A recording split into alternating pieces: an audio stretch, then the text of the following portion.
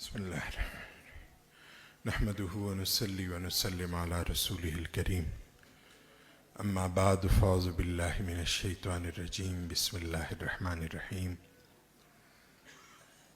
میرے نہایت ہی عزتوں کے لائق میزبان مجلس جناب مفتی گلزار احمد نعیمی صاحب، ان کے صاحبزادگان اور ان کے پورے ادارے کو مبارکباد پیش کرتا ہوں۔ خاتون جنت سیدہ طاہرہ عابدہ زاہدہ سیدۃ النساء اہل الجنہ سیدہ فاطمہ الزہراء رضی اللہ تعالی عنہا، ان کی یاد میں اس خوبصورت مجلس اور پاکیزہ مجلس کا انعقاد فرمایا۔ معزز مشائخ اور علماء کرام، محترم جناب صاحبزادہ سلطان احمد علی صاحب سجادہ نشین سلطان العارفین رحمۃ اللہ علیہ، محترم جناب مولانا طیب قریشی صاحب چیف خطیب خیبر پختونخوا، ڈاکٹر شمس الرحمن شمس صاحب اور دیگر معززین تشریف فرما ہے اس پروگرام اور ہال میں۔ اگر نظر دوڑاتا ہوں تو سارے لوگ معزز بھی ہے، مکرم بھی ہے، مہمانان خصوصی بھی ہے، اور میں بات کو طول نہیں دینا چاہوں گا۔ سیدہ طیبہ طاہرہ بہت عظیم شخصیت ہے۔ وہ آیت مباہلہ کا یہ تفسیر جب مفسرین نے لکھی نا تو اس میں بعض چیزوں کی نشاندہی کی کہ جب اللہ کے محبوب تشریف لا رہے تھے تو اس انداز سے تشریف لا رہے تھے کہ حسنین کریمین گود میں تھے اور سیدہ پاک آپ کی پشت پر تھی، اور مولا علی کرم اللہ وجہ الکریم جب وہ تشریف لا رہے تھے تو اس مقابل میں اسخف تھا، اسخف یا اسقف، اس نے اپنی گروہ کو کہا کہ تم ان پاکیزہ چہروں کے ساتھ مباہلہ کرو گے، تم ان پاکیزہ چہروں کے ساتھ مباہلہ کرو گے، حضور کو تو چھوڑ دے، پیچھے ہستیوں کو بھی رہنے دے، یہ جو پاکیزہ دو بچے ہیں نا، یہ اگر آمین کہہ دے تو ہمارا یہ پہاڑ سرک جائیں گے اور ہماری شکل خنزیروں جیسی بن جائے گی۔ یہ وہ ہستیاں ہے اور یہ وہ ذات ہے۔ اور جب روایت میں ہے کہ بروز قیامت سیدہ پاک کی تشریف آوری ہوگی میدان حشر میں تو 70,000 فرشتے آگے ہوں گے، 70,000 فرشتے دائیں بائیں اور پیچھے ہوں گے، 70,000، اور میدان محشر کو کہا جائے گا کہ نظریں جو کھالو سیدہ پاک تشریف لا رہی ہے۔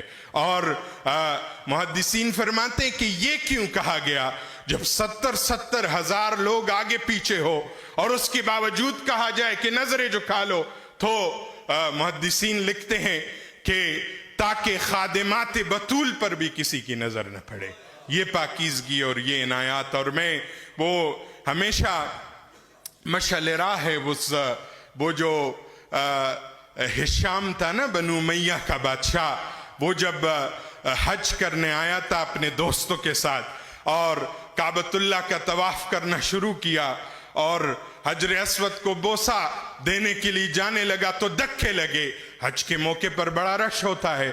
اس کے بعد سیدنا امام زین العابدین سیدہ پاک تو ان کی تو الگ شان ہے، ان کی اولاد امام زین العابدین تشریف لائے تو انہوں نے طواف شروع کیا، اور طواف کے بعد حجر اسود کا بوسہ دینا چاہا تو لوگ ہٹتے چلے گئے، لوگ آپ کا چہرہ دیکھتے جاتے اور ہٹتے جاتے، اور آپ نے آرام سے حجر اسود کو بوسہ دیا۔ ہشام سے شام کے سرداروں نے پوچھا کہ یہ کون تھا یہ آدمی، بادشاہ کو راستے نہیں ملے، تو ہشام نے کہا پتہ نہیں کون ہے، تجاہل عارفانہ، انہوں نے کہا یہ پتہ نہیں کون ہے۔ تو فرزدق عربی کا ایک مشہور شاعر اور درباری اور سرکاری شاعر تھا، اور اس نے کہا کہ میں آپ کو عرض کر دوں یہ کون ہے یہ آدمی۔ تو اس نے ایک 38 اشعار کا قصیدہ پڑھا اور فی البدیہہ پڑھا۔ اس کے ایک ایک شعر کو وقت کی کمی کی وجہ سے وہ ایک ایک شعر پڑھنے کے لائق ہے. شام کو کہا تم کہتے ہو یہ کون ہے؟ ھذا الذی تعرف البطح وتعته، یہ وہ شخصیت ہے کہ مکے کا ایک ایک پہاڑ اور ایک ایک پتھر اس کو جانتا ہے. آپ ان کی بارے میں سوال کرتے اگر پھر بھی جاہل ہو تو یہ سیدہ فاطمہ الزہرا کے بیٹے ہیں. اگر پھر بھی جاہل ہو تو ان کے دادا ان کے نانا یہ خاتم الانبیاء ہے، امام الانبیاء ہے. اور اگر پھر بھی جاہل ہو تو سن لو یہ وہ شخصیت ہے کہ عرب اور عجم اس کو جانتا ہے. اور پھر بھی جاہل ہو، پھر بھی پوچھتے ہو کہ کون ہے، تو عالم اسلام سے لے کر دنیا اسلام کے ہر گھر عرب اور عجم میں کوئی ایسا گھر دکھا دو جس پر اس شخصیت کا فضل اور کرم نہ ہوا ہو. اور یہ وہ شخصیت ہے کہ جب یہ سخاوت پہ آ جائے تو پھر ان کے گھر میں لفظ لا نہیں کے علاوہ نہیں ہے، بلکہ سب کچھ عطا کر دیتے ہیں اور اپنے اور پرائے کی تمیز کیے بغیر سب کو عطا کر دیتے ہیں.